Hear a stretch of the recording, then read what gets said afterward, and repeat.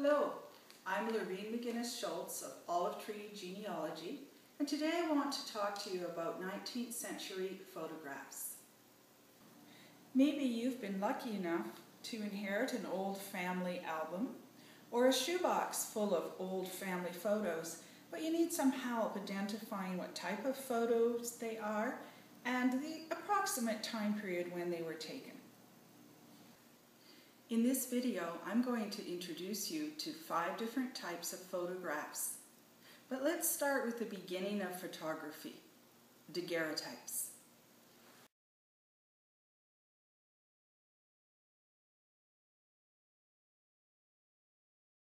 A Frenchman named Louis Daguerre invented a type of photographic process in 1839. This was called a daguerreotype, and it quickly spread to the larger East Coast cities in the United States. A daguerreotype is recognizable by its shiny, mirror-like image. If you hold a daguerreotype up and turn it in different ways, you will see the image disappear at certain angles and appear at others.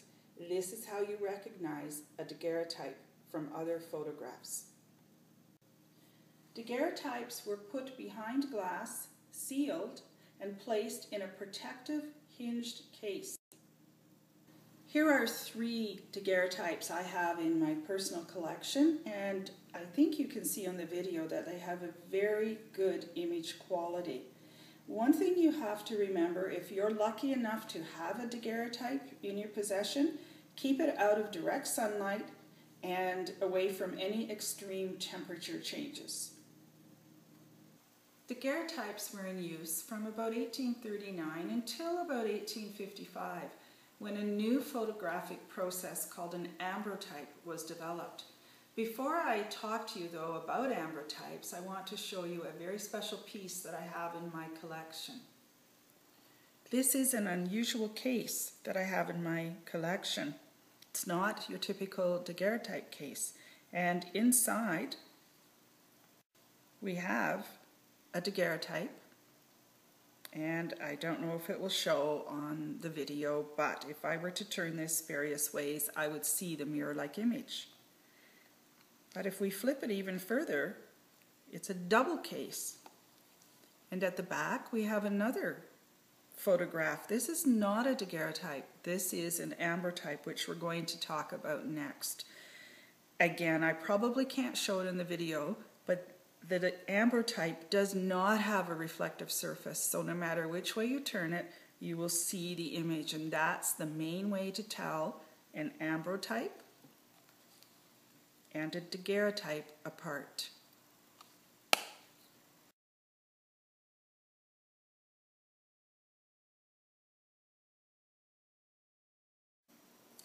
The ambrotype process began around 1850. Since they were much cheaper than daguerreotypes, they rapidly rose in popularity and began to replace the daguerreotypes. There was still overlap, of course, and you will find daguerreotypes that were taken up to the mid-1850s. But for the most part, if you're looking in this time period, you're probably going to mostly find ambrotypes. These are a few of the ambrotypes I have in my personal collection. As you can see, ambrotypes were also kept in protective hinged cases, just as daguerreotypes were. And ambrotypes were popular from about 1850 to around 1860, when the tintype, which had been invented around 1855, began to gain popularity.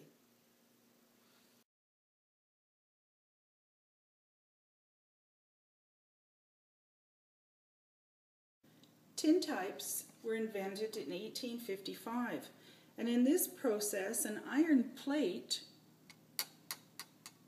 was substituted for the glass of ambrotypes and daguerreotypes, and it was cheaper than an ambrotype.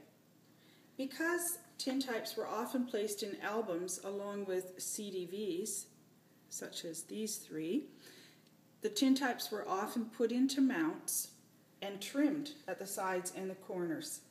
Tintypes were produced in various sizes, ranging all the way from a 1/2 inch by 1 inch tintype such as this one, called a gem tintype, all the way to what's called a full plate, which is 6.5 by 8.5 inches. And I don't have an example of that here, but we'll go into more detail on sizes and years of production in another video just on tintypes.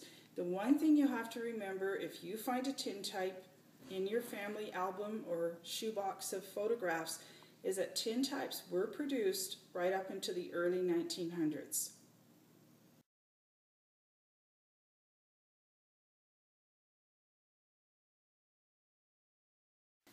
And now we come to CDVs. CDV stands for Carte de Visite. CDVs were developed in France about 1854, and the CDV process allowed a photographer to take 8 poses from one negative. CDVs rather quickly replaced the glass Ambrotypes, and they produced a standard size calling card about 2.5 by 4 inches. CDVs will often be found in albums such as this one. CDVs became very popular during the Civil War, 1861 to 1865, as it was an affordable way for soldiers and their loved ones to preserve images and keep them in a beautiful book. These are some of the CDVs in my collection. There are many ways of dating CDVs. We will go into detail in that in another video, but one of the things that you will find is that some CDVs have square corners, some have rounded corners. Sometimes the photographer information is on the back and includes a bit of a logo, a bit of artwork. Sometimes it's very plain. Often there's nothing on the back. Rarely do you find the photographer information on the front of a CDV. Also, during this time period of the CDVs, special albums like this one and this one were produced in order to hold these CDVs.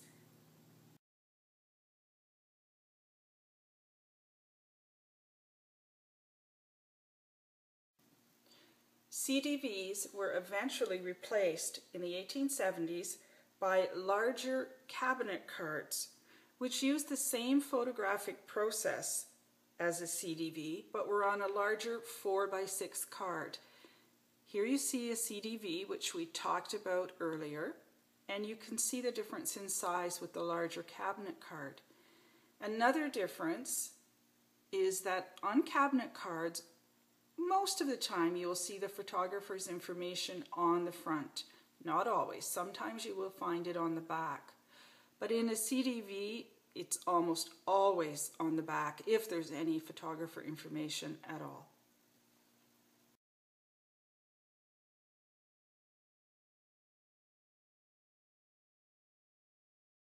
So today I've introduced you to the 5 main types of photographs from the 1800s that you're apt to find in great-grandma's photo album or the box of family photos that were passed down to you. And it starts with the Daguerreotype in 1839, the Ambrotype in 1850, Tintypes in 1855, CDVs in 1859, these became very popular during the Civil War period, and cabinet cards in 1870. In future videos, I'll talk to you about dating your family photos using various methods such as fashion and hairstyles.